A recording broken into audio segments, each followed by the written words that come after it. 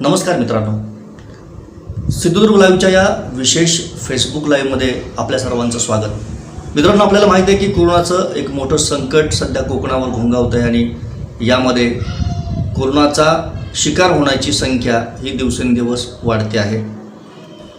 मित्रांनो, हे संकट असं आहे की याच्यामध्ये फक्त कोरोना होणं इतपत हा तुम्हाला डॅमेज करत नाही आहे, तर यापुढच्या वर्षभराच्या कालावधीमध्ये 6 महिन्याच्या कालावधीमध्ये अनेकांच्या समोर बेरोजगारीचा प्रश्न मोठा निर्माण झालेला असेल। त्याचबरोबर बेरोजगारी आणि त्याच्याही पूर्वी तुमच्या रोजच्या अन्नाचा प्रश्न फार गंभीर झालेला असेल। सरकारच्या पातळीवर आज अनेक पॅकेजेस देणं चालू आहे किंवा अनेक नवीन योजना चालू आहेत।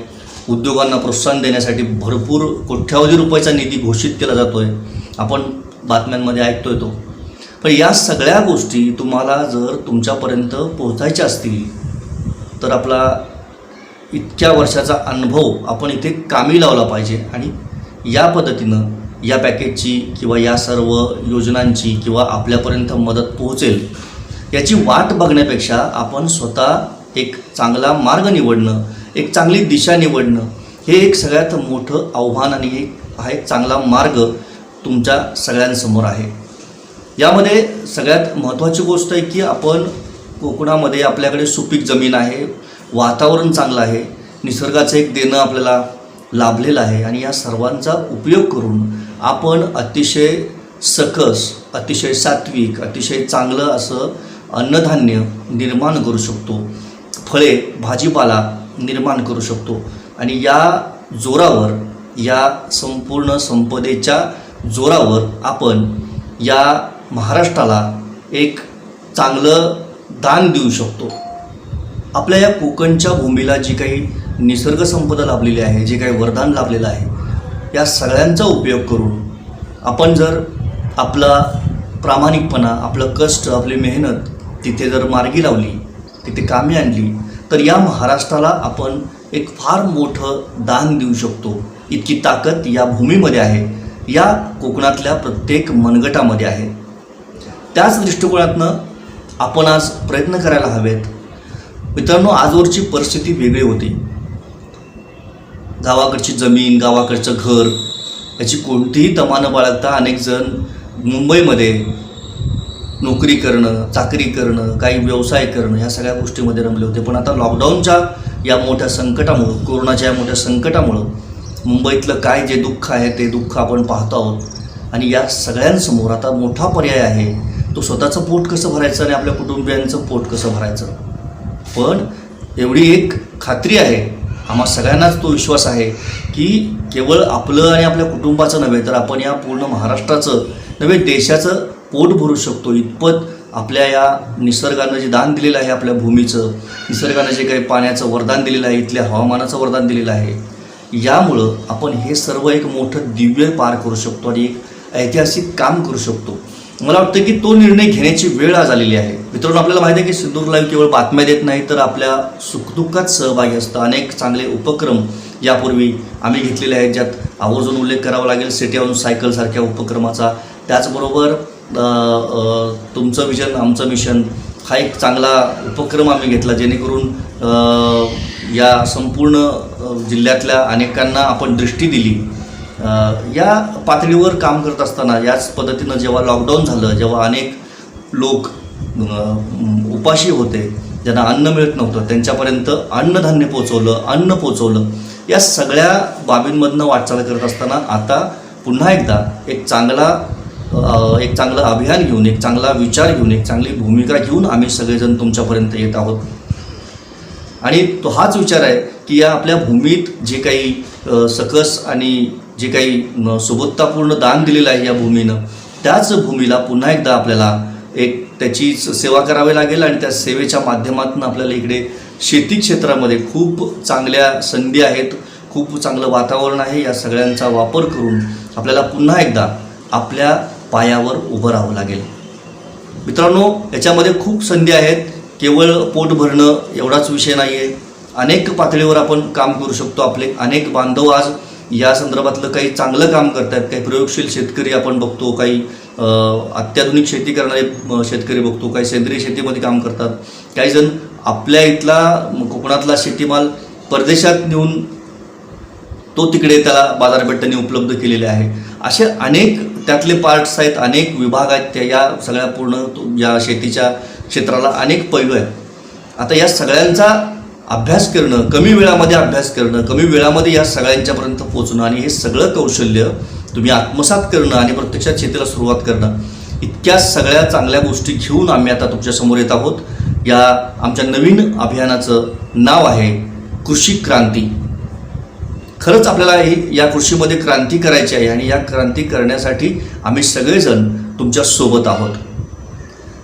या अभियानामध्ये प्रथम आम्ही या संपूर्ण प्रत्येक तालुक्याचा सर्वे करत आहोत की कोरडवाहू जमीन किती आहे, पाणस्थळ जमीन किती आहे, पाणी पुरवठा कुठे कुठे कसा उपलब्ध आहे, किती जमिनीवर कुठलं पीक घेतलं जातं. आपली जी मुख्य पिकं आहेत, भात किंवा काजू म्हणा किंवा आंबा असेल, नारळ असेल, सुपारी असेल, बांबू असेल, यासारखी अनेक पिकं आपल्याकडे पारंपरिक पिकं घेतली जातात. त्यांचं प्रमाण काय आहे, त्यात नवीन काय पिकं घेता येतील आपल्याला, किती शेतकरी ह्या सगळ्या गोष्टींचं प्रशिक्षण घेऊन या सगळ्या गोष्टी करायला तयार आहेत, त्यासाठी लागणारी जी अत्याधुनिक तंत्रज्ञान आहे ते जगभरात कुठं मिळेल, ते तिथून तुमच्या बांधापर्यंत कसं पोचवायचं, तज्ज्ञांचा सल्ला तुम्हाला कसा द्यायचा, कशा पद्धतीने त्यासाठी लागणारं बियाणं असेल, खते असतील ते तुमच्यापर्यंत पोचवायचे, तुमचा माल उत्पादित झाल्यानंतर त्याला पुन्हा मार्केट कसं उपलब्ध करून द्यायचं, तर या सगळ्या गोष्टीमध्ये आम्ही तुम्हाला सहकार्य करणार आहोत. आम्ही तुम्हाला एक चांगली हेल्पलाईन उपलब्ध करून देणार आहोत. सातत्यानं वर्षभर आम्ही या एका भूमिकेनं काम करणार आहोत की जेणेकरून यामध्ये आपला कोकण सक्षम व्हायला पाहिजे, सबळ व्हायला पाहिजे आणि आपल्या पायावर उभं राहायला पाहिजे. त्याच्यामध्ये अजून एक चांगला पर्याय असा आहे की ज्या मुंबईहून ज्यांना आता परत मुंबईला जायची इच्छा नाही आहे किंवा अनेक जणांनी मुंबई सोडून हा पर्याय निवडावा, इतपत हे सक्षम क्षेत्र आहे आणि या संदर्भात तुम्हाला जी लागणारी मदत आहे ती मदत संपूर्ण तुमच्या पाठीमागे आज उभी करायची ही आमची या अभियानाच्या माध्यमातूनची इच्छा आहे. आणि यासाठी तुम्ही सगळ्यांनी एकत्र होऊन या सगळ्या अभियानाला साथ देणं, या सगळ्या विचाराला, या भूमिकेला साथ देणं, या पूर्ण अभियानात सहभागी होणं हे अतिशय गरजेचं आहे. आणि या संदर्भात एक ग्लोबल लेवलवरची जी काही यंत्रणा म्हणतो ना, ग्लोबल लेवलवर आपल्याला या सगळ्या गोष्टीचा, म्हणजे कोकणातली शेती ही अगोदरच ग्लोबल लेवलवर आहे.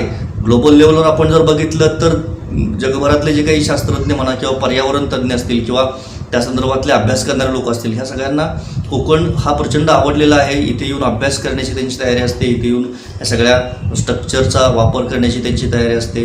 आपण अनेकदा अशा लोकांना भेटतोय.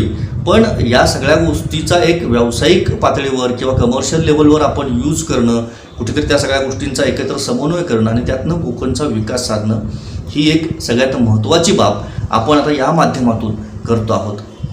आता या संपूर्ण वाटचालीमध्ये ट्रेनिंग आहेत, नंतर ऑनलाईन तुम्हाला मार्गदर्शन मिळणार आहे, त्यानंतर तुम्हाला तुमच्या तालुक्याच्या पातळीवर तुम्हाला हे सगळं उपलब्ध होणार आहे.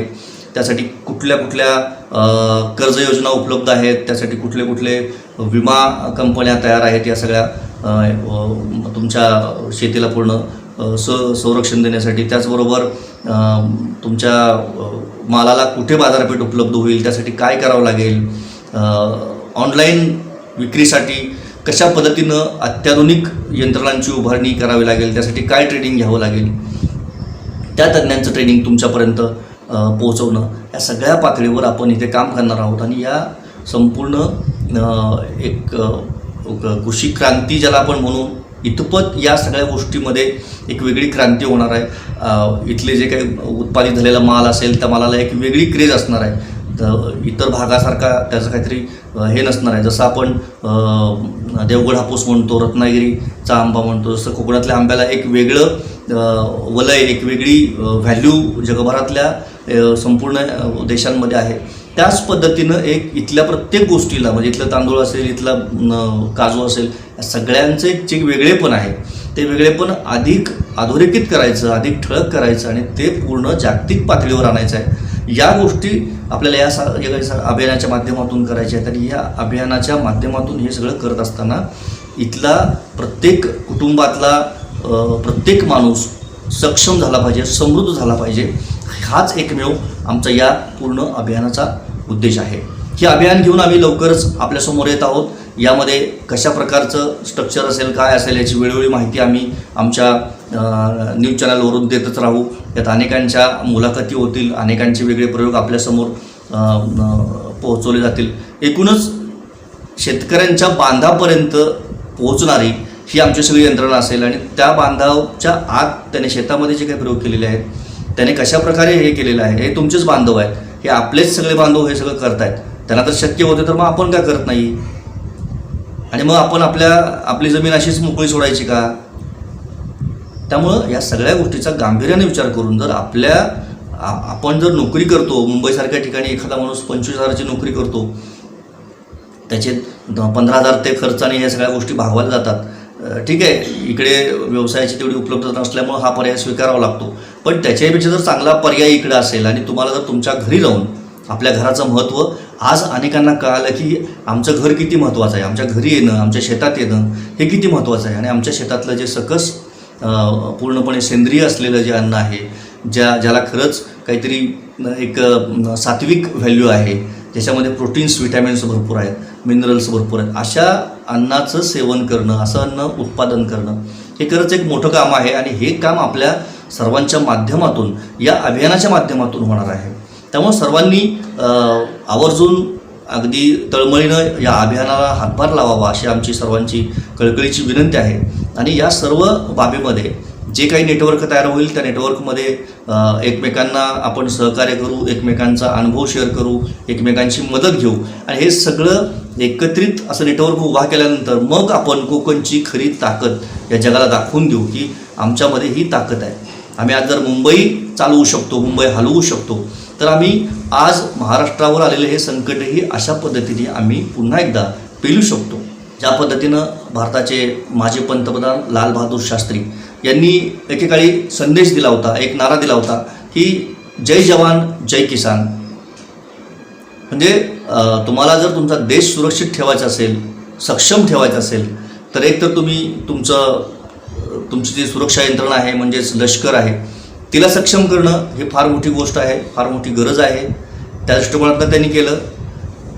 माझ्या माहितीप्रमाणे लष्करावर सर्वाधिक खर्च करणारे ते एक पंतप्रधान होते. आणि त्याच्याच जोडीला त्यांनी जय किसान हा नारा दिला.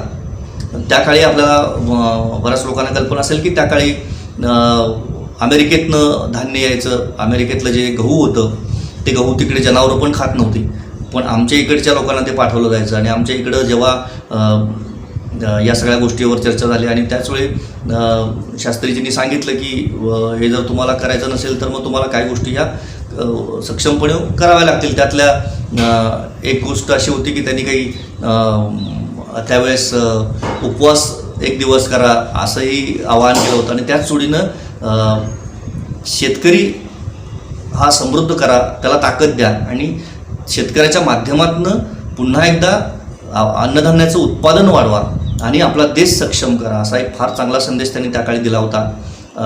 त्याचबरोबर तुम्हाला माहिती आहे की महात्मा गांधीजींनी पण खेड्याकडे चला असा संदेश खूप वर्षापूर्वी दिला होता. आज आपल्याला या सगळ्या गोष्टींचं, या शब्दांचं, या संदेशांचं महत्त्व कळतं आहे. आणि म्हणूनच हा एक चांगला असा सर्वसमावेशक असा उपक्रम आहे. त्याच्यामध्ये अगदी कॉलेजचे युवक युवती इथपासून ते पूर्णपणे जे काही शेतकरी आहेत, अगदी काही उद्योजक पण यात सहभागी होतील या अभियानामध्ये, काही व्यावसायिक सहभागी होतील. आणि प्रत्येक क्षेत्रातला माणूस जिथे जिथं आहे कोकणातला, त्या सगळ्यांची मदत घेऊन हे एक मोठं अभियान आणि या माध्यमातून एक मोठं नेटवर्क आम्ही उभा करतो आहे. या सर्व उपक्रमाला, या सर्व अभियानाला आपल्या सर्वांची साथ अत्यंत आवश्यक आहे. आपण पुन्हा एकदा या माध्यमातून दाखवून देऊया की कोकणची काय ताकद आहे, कोकणी माणसांमध्ये काय ताकद आहे, कोकणी माणूस किती चिवटपणे या संकटांचा सामना करू शकतो. केवळ तक्रार नाही, केवळ आरोप प्रत्यारोप नाही, तर याही पातळीवर प्रत्यक्ष जमिनीवर उतरून आपल्या भूमातेची सेवा करून त्याच्यामध्ये जे काही नवीन तंत्रज्ञानाचा असेल तो वापर करून आपण अतिशय चांगल्या पद्धतीनं अन्नधान्य, फळ यांचं उत्पादन घेऊ शकतो.